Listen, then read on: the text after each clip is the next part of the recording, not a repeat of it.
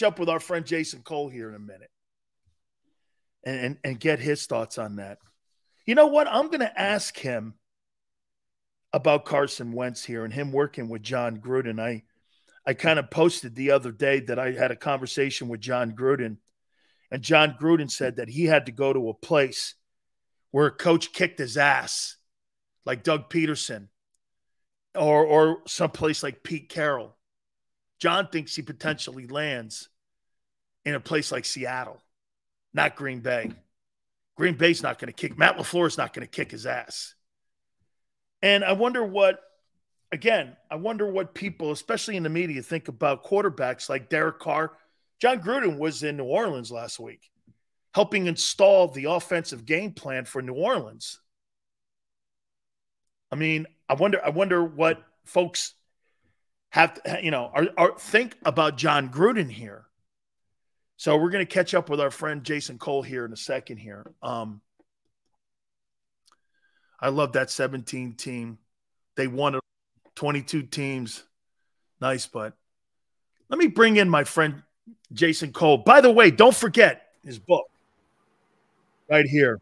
Believe me, I need more of this reading because of my daughter and learning how to be. This book actually is helping me become a better parent. Well, I'm so happy to hear that. No, listen, I'm not kidding. It's like I appreciate that. Just chill. I got to relax. Yeah, just sit back and let it happen a little bit more. Just stay out of the way. That's best advice that you could give, and maybe even some coaches. Let me ask you something. What's your impression of Jon Gruden being in the news, some NFL team-wise? Like the Saints bring him in. He's there a full week with Dennis Allen, and Mickey Loomis brings him in. You got players on that team that kind of didn't kick any dust up, didn't say anything. It's in a submissive role. It's not a leadership role. Right. And you see him working with Wentz. What's your feeling? I mean, you think there's a way he comes back into the league, or do you think it's always going to be a consultant role? Probably a consultant role. If for no other reason than I'm not sure he wants to deal with it, right? Like he's going to make plenty of money doing these kinds of projects. And he's going to get paid out most of his contract already. Does Jon Gruden need cash? Does he need the hassle? If he was really pushing this point to try and win a job back, he'd be much more out front about it. I think that Jon is kind of done at this point in time. I think he's probably settled that his career is over, and that he'll pop in and out where he can. And if somebody wants to give him like an offensive coordinator role, I think that that's a real stretch for him. But I just don't see him being a head coach again. A, he's not worth the hassle, and B, it's not worth the hassle on his side or the team's side. I agree. I think pulling back scabs in a locker room and doing self-inflicting wounds, Jason, it's counterproductive to what you're trying to do, especially when you see what the noise is going on in Buffalo. That's the kind of stuff you kind of try to stay away from. Give me your take on what you think that whole scenario is up in Buffalo with Stephon Diggs. And all of a sudden now McDermott comes out, the head coach of the Bills, saying, hey, this stuff has been resolved. I mean, just give me your take away from that. He just wants more money. He wants a longer term. He makes $25 million now. People like money. So I'm not – look, it's always about getting your next contract. And Stephon Diggs has shown he's more than happy to rattle cages to get his money. Okay? And maybe they took care of him, may not. We'll find out, soon enough. And it's going to get a report. If they change the contract somehow, it's going to get reported. Okay? It has to be. So we'll find out if they did something like that. But I think he got a little bit of a victory, but not an insane amount of a victory. Otherwise, he would be touting it and announcing it. Some of the people are starting to kick their feet up. The kid in Pittsburgh is talking about it. Obviously, a lot of people around the NFL about the undervaluing of the running back position. I mean, Dalvin Cook is released, and the only reason he's released is because of money. Had a great year a year ago. He's averaging only 213 carries. He's 28. He was productive. I mean, Is it true, in your opinion, Jason, that because the league is so pass happy and everything is about red zone and everything now is about fantasy football, that that position is being kind of almost not eliminated, but there's a less value? The Eagles have a less value on it. They got it by committee now. Right. I mean, I think the committee approach, especially when you go to 17 games, right? Like, you can't, if you get a guy who averages 15 carries a game, you're talking right there. What is it? 75. You're talking over 200. You're talking over 250 carries right there, and that's just 15 carries a game. Like, the days of a guy getting 20 to 25 carries a game, he won't survive. He won't work into the postseason. Plus, when your quarterback in so many of these systems is a de facto running back. In Philadelphia, Jalen Hurts is a de facto running back, right? He's part of that running game. You don't need to invest in that as much as, as other teams. Now, Minnesota is different because obviously Kirk Cousins is not part of their running game. So I'm very curious about what they've done here with Dalvin Cook. And I think it's a gigantic mistake. And they're just going to put a lot of pressure on, on the receiver on the outside and on Cousins here. And I don't think that Madison's a very good player. I think he's a complimentary player. So I don't really understand this, but, people put numeric values on positions. And the current general manager there is not the guy who drafted Dalvin Cook. So he's sitting there going, we have to make expenditures other places to keep other players. We'll let it go here. I don't agree with it, but I understand what their thinking is. Do you think there's a market for Carson Wentz? In what capacity? As a backup? Sure. You got to have guys who played in games, sure. But, beyond that, no. I mean, so you'd be comfortable. You think Davis Mills is a better option in Houston? Well, they've got Stroud. They got Stroud. They got Stroud. Yes, I mean, look, Davis Mills. So he wouldn't be a better say down in Arizona than Colt McCoy. Well, but that's not really a starter position. No, okay? It's not. It's Kyler Murray's gonna be the starter when he's ready. So why are you wasting time and money with Carson Wentz? If you're trying to make Carson Wentz into a starter again, you have to commit a significant amount of time and downs into developing him as a player again.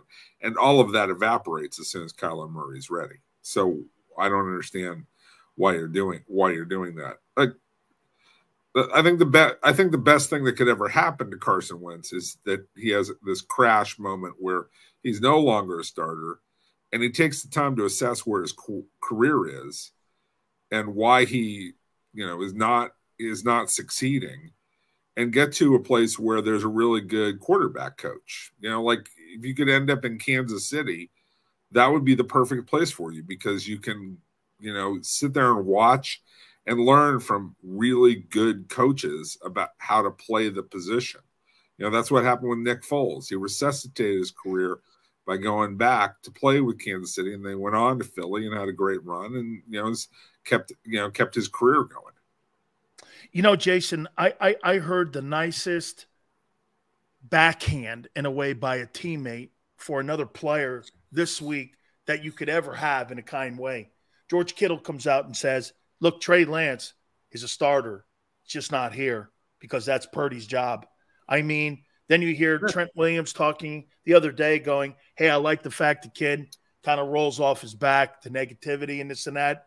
There's really not a lot of positive energy around Trey Lance. No. I mean, what does San Francisco do with that? Because it's an ultimate train wreck with the amount of 3-1s they had to give up with the Dolphins to move up. You got Purdy that could potentially save it. But, I mean, at the end of the day, Jace, that is really a tough position right now for both the player and the organization. Well, that's why this season, to me, this offseason has all been about them trying to trade Trey Lance. The rumors think they're still trying to move him? Oh, yeah. They're trying, like if somebody would just give him something that they could salvage, a little respect out of this. But, look, Trey Lance is a really great kid. Okay. Everybody you talk to in that organization will tell you, great kid, hard worker, does everything right. If he had been given a long-term plan to let it work and been able to get on the field and play for 2 or 3 years and mature, maybe it would have worked. The problem was that he didn't play a lot of big-time college ball. He didn't play much college ball at all. We talk about how many throws Anthony Richardson had. When he was in college, Trey Lance had even less. So this kid was just not ready to play at this level. 413 throws since 2016 total. Right. Like, this kid just hasn't played the position. And there's a certain amount of, you got to play the position and throw a certain number of passes to find out what you can and can't do. Like, you have to know if the tight end is running, a seam route, and I got a linebacker on him, I got the safety coming over, how do I have to fit that throw in? You have to practice that throw in live action and know it, because those situations don't come up a lot. It's not like baseball where you go to the plate, 500 times a year and you see a couple of thousand, pitches, and that's not even including the practice time and everything. Like, you just don't get that many throws in football. And so you got to have those throws to realize your talent. He never has. I was talking with one coach this week who just laughed about that story that was put out earlier this offseason about him. Oh, he's working hard to change his mechanics. Nobody changes their mechanics in the NFL. Not when you're about to get hit by a 300-pound man.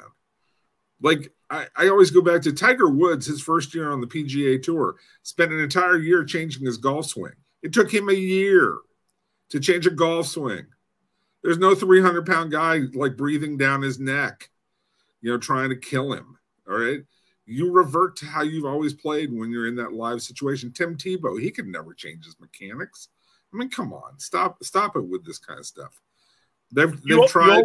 You always revert back to comfort zone. Yeah, unless you have a lot of time. It takes years and years and years to change something like your throwing motion.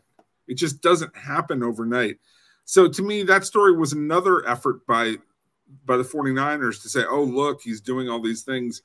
Somebody please trade for him. They went out and got Sam Darnold for a reason. Sam Darnold is a big, brain dead heaver who can throw the ball all over the yard. Okay. He is a pocket passer. Not a very bright guy, kind of a lunkhead, but he can throw the ball. Trey Lance, like, he's a running quarterback who hasn't had a lot of time to learn the position. Couple last questions for you here. Jace, are we in a position now in the NFL where the difference between the number one quarterback in the league to the number two quarterback is so wide that you look at the distance from the second to the seventh and how close everyone is? There's a wider gap between 1 and 2 right now. Look, I think Burrow has all the intangibles. But here's why I say Mahomes. This guy has a $7 million he's got a $3 million backfield room. He needs no running back. He beats teams with Juju Smith-Schuster and guys like that. There's lesser talent than he had when he won the first Super Bowl. I mean, he had a better year. I mean, Jace, this guy, he's a great player. He's so wide. He's a great player. Joe Burrow is a bad man. Okay, I think so too. And Aaron Rodgers is still a damn good player. But those guys have talent around them. This guy has Travis Kelce and nothing else. He's got Andy Reid. That's a great point. He's not a physical talent, but boy, the man knows how to draw plays, and he knows how to call them, and he knows how to set it up, and he knows how to get a running game going. And that offensive line, pretty damn good. Like, I'm not going to say don't say that he's winning with nobodies. Don't make that mistake.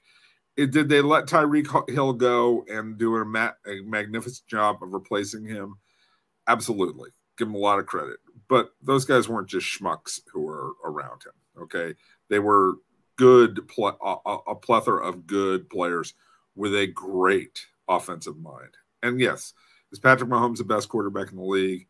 Right. But I don't think it's a chasm between him and I think there's a distance, that Burrow has to close by actually winning, some of these big games.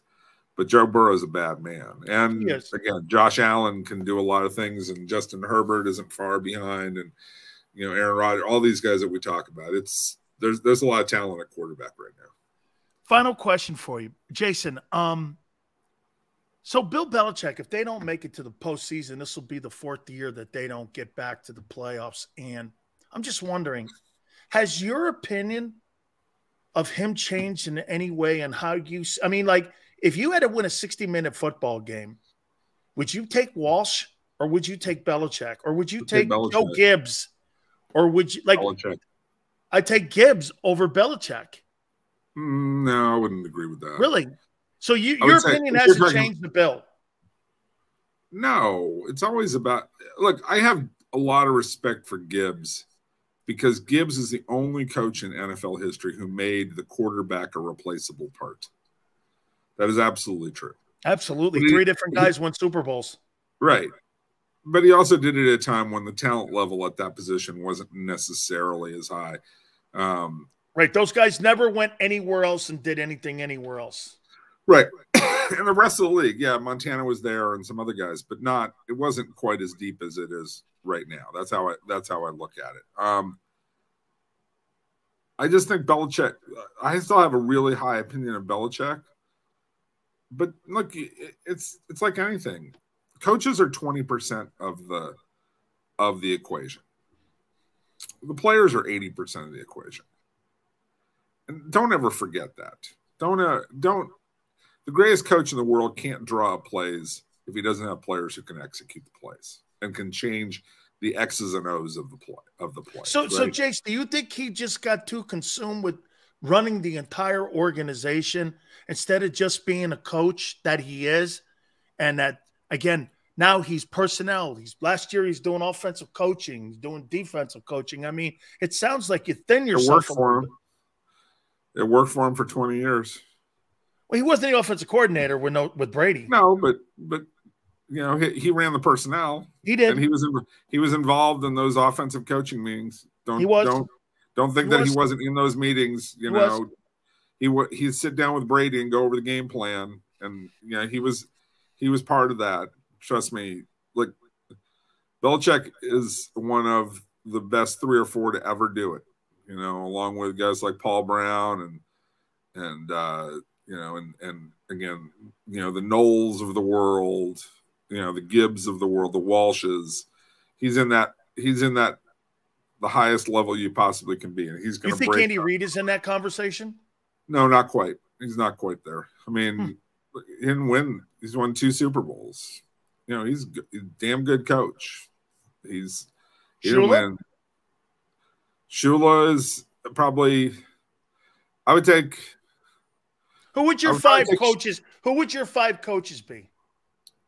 5. By the way, folks, he's a Hall of Fame voter.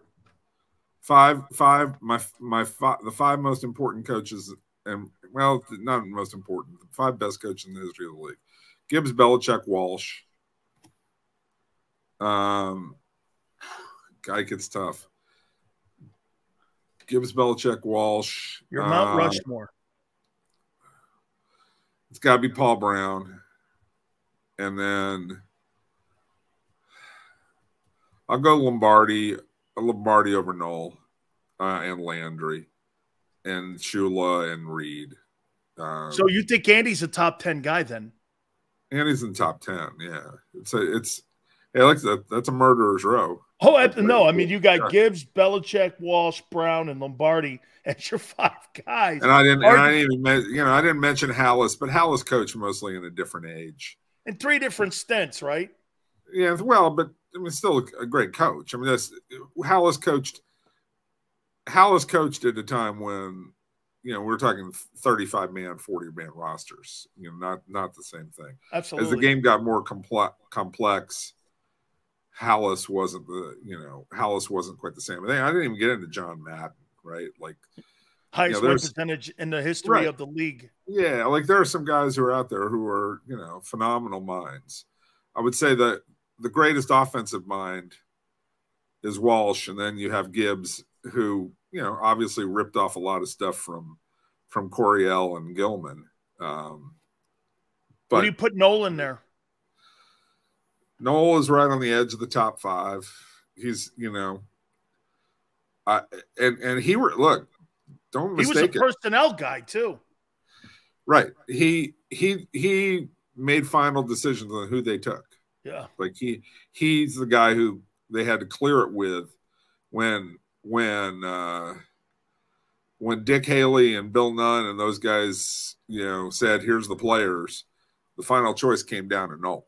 Now, they could persuade him to do what they wanted him to do if they talked to him certain ways, but it had to be him being persuaded. Okay. You know, I've heard those about those. I've done a lot of research into the Steelers in the late 60s and 70s. So, you know, Noel was fantastic, but Noel didn't do it in free agency necessarily. I mean, the difference is Belichick was great for 20 years in free agency. Like, yeah, that's right. That's right. Reed did it in free agency. You know, like that's an amazing accomplishment in free agency. Absolutely. Jace, have a great weekend. Great conversation as always, man. I look forward to talking to you again. Thank you, my brother. Anytime, dude. Be good. You got it. Our friend Jason Cole. Hit the like button. Thank you so much. Keep it here. By the way, real quick, Arthur, is that true? Belichick is 78-83 without Brady? Oh, okay. Hey, that's quite a number. That's an interesting number. 78-83. Hit the like button. Keep